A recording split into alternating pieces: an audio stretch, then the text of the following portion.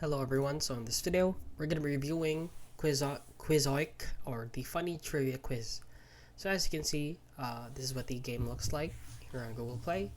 So basically what this game does is just you answer some quizzes, and basically what they claim is that you can cash out if you reach a certain point. So as you can see, for the chess rewards, you just earned $1.9. So which is very misleading since they have very clearly edited this. So let's read some reviews. So 1 star, give that, but it's a complete 0.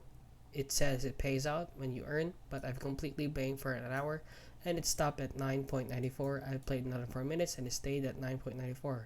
Like most games these days, they make you watch 15-second ads and a lot more. I would rate 0 star if I could.